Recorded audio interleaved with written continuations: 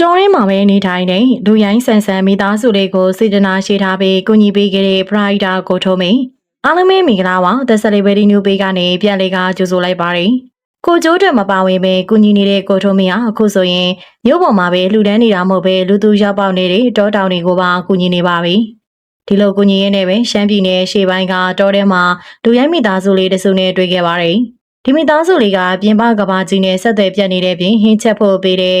စီတွေကိုတောင်မော်တောက်ပြလိုက်ကြတဲ့အထိလူသူတွေကင်းဝေးနေကြတာပါကိုထုံမင်းကရှမ်းပြည်နယ်ရှေ့ပိုင်းစိုင်းတုံမြို့နယ်တွေကယာတွေကိုတော်ရောက်ကူညီရင်းနဲ့တောင်ကျော်တွေနဲ့အလော်မှာအောက်ရက်ကလူတွေနဲ့လုံးဝဆက်သွယ်မလုပ်တဲ့လူရိုင်းတွေရှိတယ်ဆိုတဲ့စကားကိုကြားခဲ့ပါတယ်တော်ရိုင်းထဲမှာလူရိုင်းနေလို့ကိုထုံမင်းကိုမသွားဖို့အတွက်ဒေသခံတွေကသတိပေးကြပါတယ်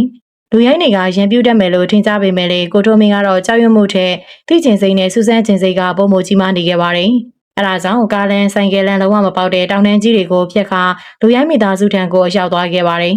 ။မိုင်ပေါင်းများစွာသွားလာပြီးတဲ့နောက်မှာတော့ကိုထုံမင်းတယောက်သူရှာဖွေနေတဲ့မိသားစုနဲ့ဆုံတွေ့ခဲ့ရပါပြီ။အစားပိုင်းမှာတော့ဆွေစိတ်နေငယ်ရှိနေခဲ့ပေမဲ့မနေ့ချင်းဆိုင်တွေ့လိုက်ရချိန်မှာတော့သူ့ရဲ့တွေးတင်ထားသလိုမဟုတ်ခဲ့ပါဘူး။ရှားသားတွေပြောနေတဲ့လူရိုင်းတွေကကြောက်စရာမဟုတ်ပဲသူတို့ရဲ့မျက်ဝန်းတွေဟာကလေးတယောက်လိုပြူစင်နေခဲ့ပါတယ်။ကိုထုံမင်းရဲ့လေးလာသိရှိတာကအခုလက်ရှိမျိုးဆက်မှာဝက်စားတွေနေငယ်ဝက်စင်လာကြပေမဲ့သူတို့ရဲ့ဘိုးဘွားတွေခေတ္တုံကဆိုရင်ဝက်စားဆိုတာလုံးဝမရှိခဲ့ပါဘူးခန္ဓာကိုယ်ကတဘာဘာတရက်တွေနဲ့သာဖုံးကွယ်ပြီးစပင်းတွေကိုလည်းမညက်ပဲဂျပန်ဆာမူရိုင်းတွေလိုရှေ့ကြီးထုံးပွဲတက်ကြပါတယ်တောတောင်တွေတစ်ပင်တွေရေတကိုတွေနဲ့တသားတွေဖြစ်အောင်အသက်ရှင်သန်နေထိုင်ခဲ့ကြသူတွေဖြစ်ပါတယ်မြို့ပြမှာကင်မရာရှေ့ရောက်ရင်ပြုံးပြရပေမဲ့ဒီတောင်ပေါ်ကမိသားစုလေးကတော့ဟန်ဆောင်မှုတွေမရှိပါဘူးကိုထုံမင်းလူတန်းနဲ့စားစရာတွေကအထူးဆန်းနေလို့ဖြစ်နေပြီးစားတော့စရာတွေကိုဘလို့စားရမှန်းလည်းမသိခဲ့ပါဘူး။ချက်စားဖို့ပေးတဲ့စီတွေကိုလည်းတောက်ပြလိုက်တာကြောင့်ခေါင်းလျှော်ရည်နဲ့ဆက်ပြစီပေးခဲ့တဲ့ကိုထုံမင်းက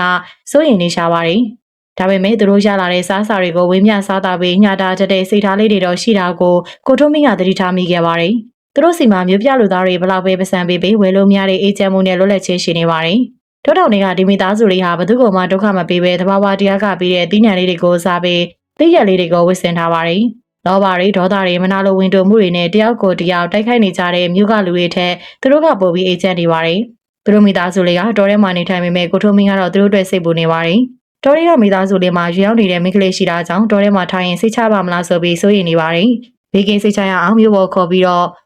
ပြောနေပေမဲ့လည်းလက်မခံကြပါဘူး။သူတို့မိသားစုလေးဟာနေထိုင်တဲ့နေရာကိုလူတရားသိအောင်စိုးရိမ်တာကြောင့်တဲလေးကိုမကြာခဏပြောင်းရွှေ့တကြပါရီကိုထုံမင်းရဲ့ကိုကြီးမှုတွေတာမန်သူတွေလုံနိုင်တာကြောင့်မြင်ရသူတွေလေးစားနေကြပြီးလူရှင်တွေရဲ့အလူကိုအလက်ကားမဖြစ်အောင်ပေးမှန်းခံပြီးလူတန်းနေပါရီတော်ထဲမှာနေထိုင်နေဒီမိသားစုလေးဟာမြို့ပြကသူတွေလိုခင်မမီလဲတကယ်ပဲအေးချမ်းနေလားဆိုတာကောမန့်မှာမြင်လေးတွေကိုပြောခဲ့ပေးပါအောင်ရှင်အာဘိနာဆင်ခဲ့ကြတဲ့အတွက်လည်းအားလုံးကိုကျေးဇူးတင်ပါတယ်နောက်နေ့ဒီမှာပြန်လည်ဆုံတွေ့ကြရအောင်ပါ